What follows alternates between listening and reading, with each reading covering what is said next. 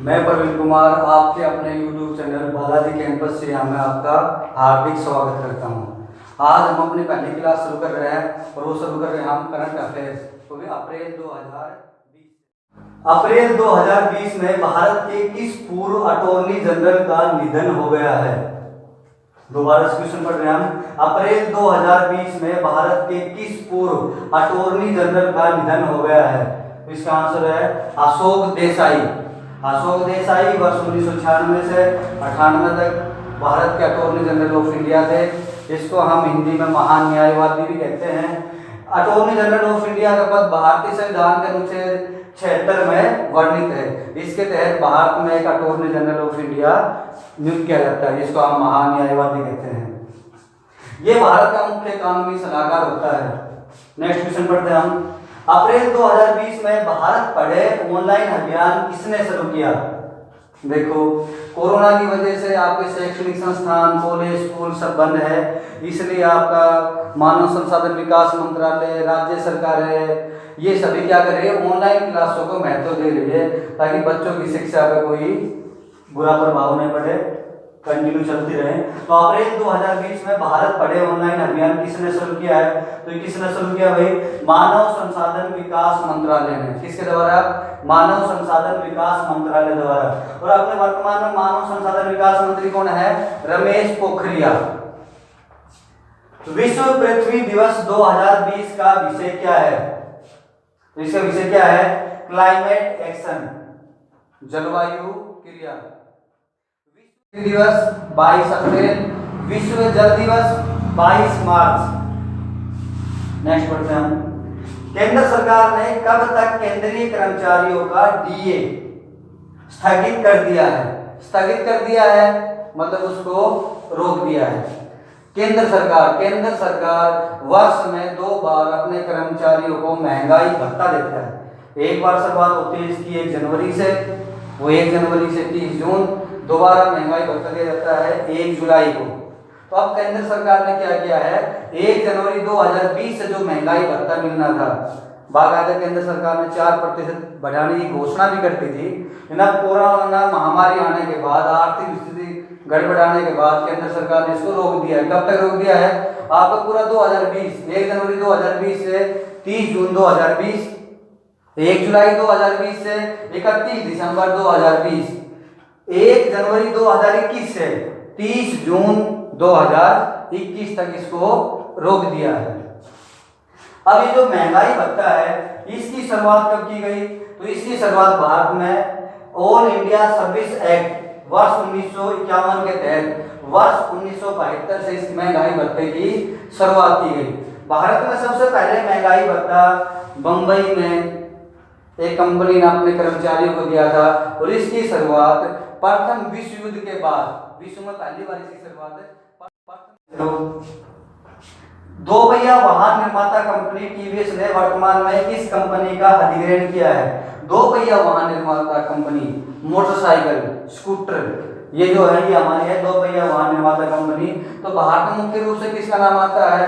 सबसे पहले आता है हीरो, बजाज, टीवीएस, होंडा। तो जो टीवीएस मोटरसाइकिल कंपनी है उसका मुख्यालय है आपके चेन्नई में, और ये भारत की तीसरी सबसे बड़ी 2 पहिया वाहन निर्माता कंपनी है। और इसने वर्तमान में ब्रिटिश कंपनी नॉर्टन मोटरसाइकिल का अधिग्रहण किया है, उसको खरीद लिया है। और टीवीएस कंपनी के वर्तमान में सीईओ कौन है? के.एन. राधाकृष्णन। दोबारा से इनको देख लो, स्क्रीनशॉट ले लो इनका।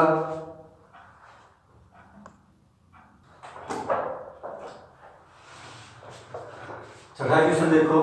किस सैन्य बल ने फाइलों के संचालन के लिए ई कार्यालय ऐप लॉन्च किया है? फाइलों के संचालन के लिए क्या है? तो किसने लॉन्च किया है? CISF। CISF क्या है? ये आपका एक अर्धसैनिक बल है। फुल फॉर्म क्या है? Central industrial security force. CISF आपका स्थापित कब हुआ? ये स्थापित हुआ आपका 10 मार्च 1969 और वर्तमान में इसके महानिदेशक कौन है? राजेश रंजन। नेक्स्ट देखो। अप्रैल 2020 में चीन के किस बैंक ने भारतीय बैंक HDFC में अपनी 1% हिस्सेदारी खरीदी है। भारतीय बैंक HDFC में, पहले देखो जो आपका HDFC बैंक है वो आपका एक भारत का प्राइवेट बैंक है। वर्ष 1993 से भारत में प्राइवेट बैंकों को लाइसेंस देने की प्रक्रिया शुरू हुई और ये बैंक आपका स्थापित कब हुआ? वर्ष 1994 में। तो किस बैंक ने खरीदी चाइना के? People's Bank of China. People's Bank of China इसकी कुछ परसेंट हिस्सेदारी थी HDFC बैंक में और इसने क्या किया? मार्च 2020 में ये अपनी हिस्सेदारी को बढ़ाकर कितना कर लिया? 1% कर लिया। उसके बाद भारत सरकार ने कुछ कदम उठाए हैं कि अगर कोई बाहरी कंपनियां, विदेशी कंपनियां भारत में निवेश करती है, कुछ ऐसे सेक्टर हैं जिनके लिए अब सीधा निवेश नहीं होगा बल्कि केंद्र सरकार की अनुमति की जरूरत होगी। तो किस बैंक ने अपनी हिस्सेदारी बढ़ाई? तो वो बढ़ाई पीपल्स बैंक ऑफ चाइना ने। तो अब देखो चाइना, चीन की राजधानी क्या है? बीजिंग। चीन के राष्ट्रपति कौन है? Xi Jinping. और प्रधानमंत्री कौन है? Li Keqiang. और वर्तमान में जो कोरोना महामारी आई हुई है इसकी शुरुआत भी कहां से हुई? चीन के वुहान शहर से। और ये कोरोना महामारी है, इसको WHO ने आधिकारिक नाम क्या दिया है? कोविड-19। HDFC बैंक के CEO कौन है वर्तमान में? आदित्य पुरी। वर्तमान में इसके MD एंड CEO दोनों कौन है? आदित्य पुरी। और इसका मुख्यालय कहां पर है? मुंबई। मुंबई जिसको भारत की आर्थिक राजधानी भी कहा जाता है। 6 अप्रैल 2020 को बीजेपी पार्टी ने अपना कौन सा स्थापना दिवस मनाया? तो बीजेपी पार्टी ने अपना कौन सा स्थापना दिवस मनाया?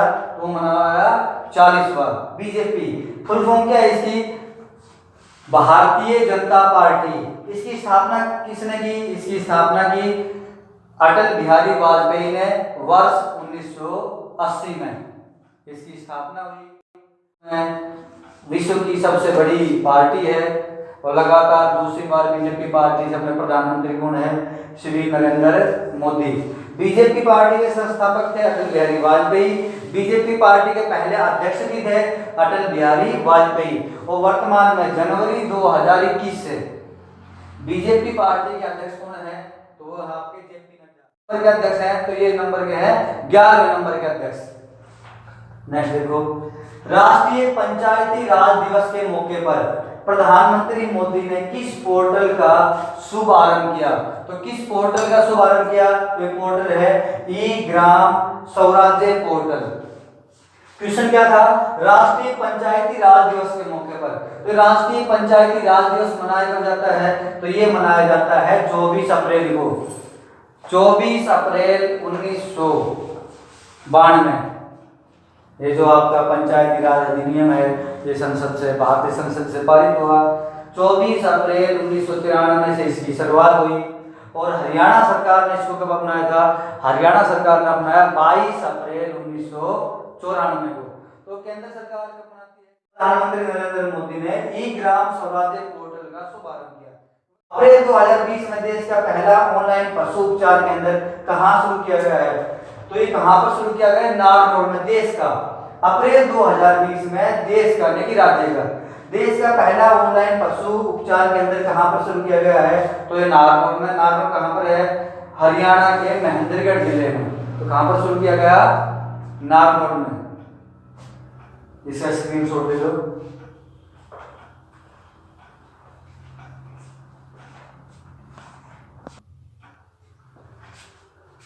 अप्रैल 2020 में क्वेश्चन नंबर 11 देखते हैं हम। अप्रैल 2020 में किसने किसान रथ मोबाइल ऐप लॉन्च किया?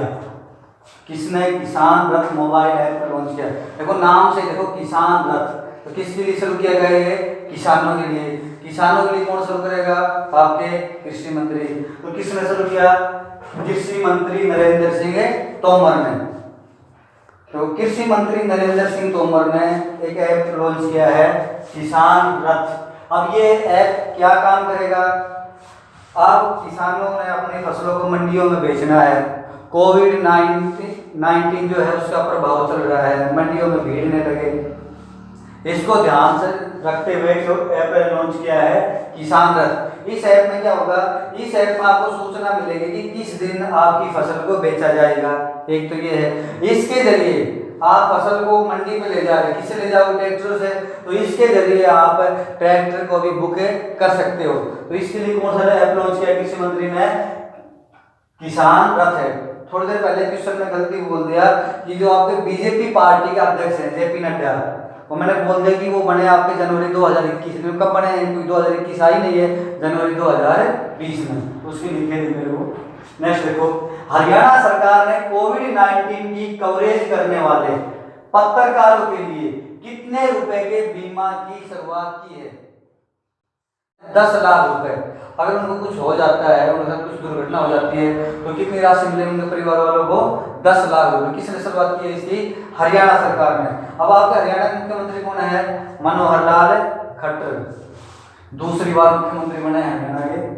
नेक्स्ट देखो, अप्रैल 2020 में रोहित शर्मा को किसका ब्रांड एम्बेसडर बनाया गया है? किसका बनाया गया है? क्रिक किंगडम का। सबसे पहले आप देखो ब्रांड एम्बेसडर क्या होता है। ब्रांड एम्बेसडर उस चीज की ऐड करता है, उस चीज की लोगों के बीच पब्लिसिटी करता है। तो रोहित शर्मा को किसका बनाया गया है? क्रिकेट किंगडम का। ये क्या है?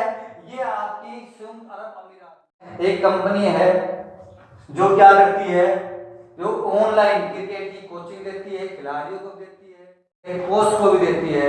और उसने अब अपना ब्रांड एम्बेसडर किसको बनाया है? रोहित शर्मा को।